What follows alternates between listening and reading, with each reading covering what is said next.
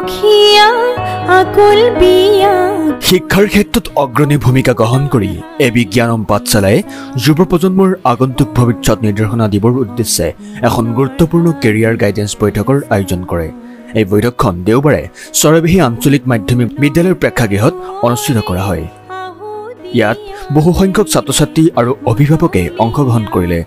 উক্ত বৈঠকখনত বিভিন্ন ক্ষেত্ৰৰ বিশিষ্ট অতিথি তথা কেৰিয়াৰ পৰামৰ্শদাতাসকলে ছাত্ৰ-ছাত্ৰীৰ সৈতে মুখামুখি আলোচনাত অংশ লৈ তেওঁলোকক উচ্চ শিক্ষা, চৰকাৰী চাকৰি, ব্যক্তিগত উদ্যোগ, IT চেক্টৰ আৰু আন বহুবিধ ক্ষেত্ৰৰ সম্ভাৱনাৰ বিষয়ে বুজাই দিলে। বিশেষকৈ দশম আৰু দ্বাদশ উত্তীৰ্ণ শিক্ষাৰ্থীসকলৰ বাবে এই বৈঠকখন যথেষ্ট লাভজনক হৈ পৰিল। অনুষ্ঠানত মুখ্য অতিথি হিচাপে উপস্থিত থাকে জিতেন্দ্ৰ নাথ, উমাকান্ত দাস, BRC আৰু CRCC জালুগুটি ক্লাষ্টাৰৰ সঞ্জীৱ নাথ, বিশিষ্ট সমাজকৰ্মী নিতুল বৰদলৈ, সন্মানীয় মুখ্য অতিথি ডক্টৰ মঞ্জীৱ শৰ্মা, সম্পৰিদৰ্শক ধিং। তেওঁ কয়, ছাত্ৰ-ছাত্ৰীৰ ভিতৰত লক্ষ্য স্থিৰ কৰাৰ অভাৱ দেখিবলৈ পোৱা যায়। এই ধৰণৰ গাইডেন্স সভাই তেওঁলোকক পথ দেখুৱাব পাৰে।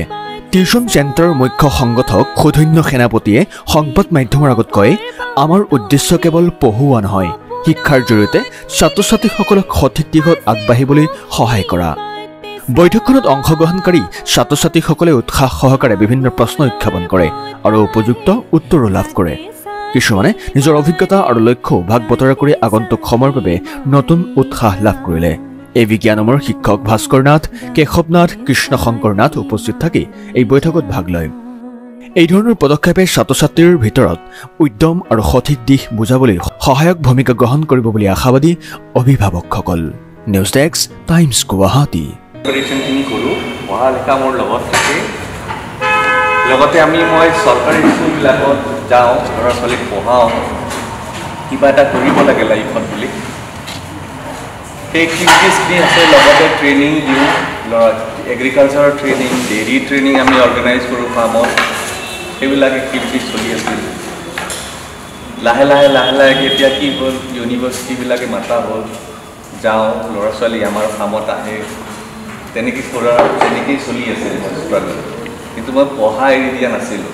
প্ৰিপাৰেশ্যন এটা ক'ৰবাত নহ'লে ক'ৰবাত মনত চেলেঞ্জ এটা আছে যে কিয় মোৰ বয়স ওলাই গ'ল আৰু APSC দিব নোৱাৰি। এতিয়া ছিষ্টেম ভাল, 2016ৰ পিছত বহুতখিনি ছিষ্টেম ভাল হৈছে। টোটেল গভৰ্ণমেণ্টৰ এটা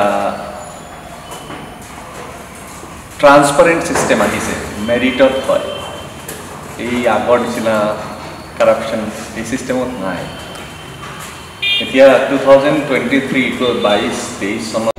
নমস্কাৰ, চৰাইবাহী আঞ্চলিক মাধ্যমিক বিদ্যালয়ত এবি জ্ঞানম পাঠশালাৰ দ্বাৰা এটা মটিভেশ্যনেল স্পীচ তথা ছাত্ৰ ছাত্ৰীৰ কেৰিয়াৰ গাইডেন্সৰ ওপৰত আজি এখন সভা হয়।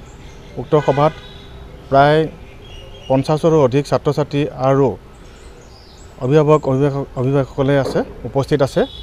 আৰু এই অনুষ্ঠানত উপস্থিত আছে শ্ৰদ্ধাৰ ডক্টৰ মঞ্জীৱ শৰ্মা চাহাব। তেখেতে এই কেৰিয়াৰ গাইডেন্সৰ ওপৰত আজি বক্তব্য ৰাখিছে।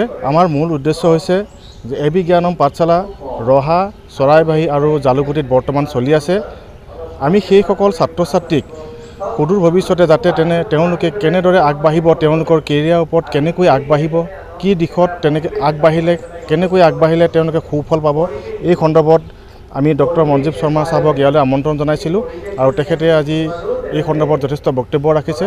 আৰু আমিও আশা ৰাখিছোঁ এবি জ্ঞানম পাঠশালাৰ সমূহ কৰ্মকৰ্তা, বিষয়ববীয়া আৰু শিক্ষক শিক্ষয়িত্ৰীকে সকলোকে সাঙুৰি আমি এই অনুষ্ঠানটোত জড়িত হৈ আছোঁ। আৰু আমি আশা ৰাখিছোঁ আমাৰ উদ্দেশ্য যাতে সফল হয় আৰু ছাত্ৰ ছাত্ৰীয়ে যাতে আগন্তুক দিনত অৰ্থাৎ হাইস্কুল শিক্ষান্ত পৰীক্ষা আৰু উচ্চতৰ মাধ্যমিক পৰীক্ষাত যাতে তেওঁলোকে সুফল পায়, তাৰেই কামনা কৰি আমি আজি এই অনুষ্ঠানটো আগবঢ়ালোঁ। বৰ্তমানলৈকে আমি 3 স্থানত এবি জ্ঞানম পাঠশালা নামেৰে ছাত্ৰ ছাত্ৰীসকলক পাঠদান দি থকা হৈছে। ৰহা, চৰাইবাহী আৰু জালুগুটি এই 3 স্থানত আছে। তাৰে আমাৰ ভিতৰত 9জন শিক্ষক আমি ৰাখিছোঁ। 9জন শিক্ষক আৰু ছাত্ৰ ছাত্ৰী প্ৰায় 60ৰ ওপৰত হ'ব। তো এইসকল ছাত্ৰ ছাত্ৰী আমাৰ টিউচন চেণ্টাৰত চলি আছে।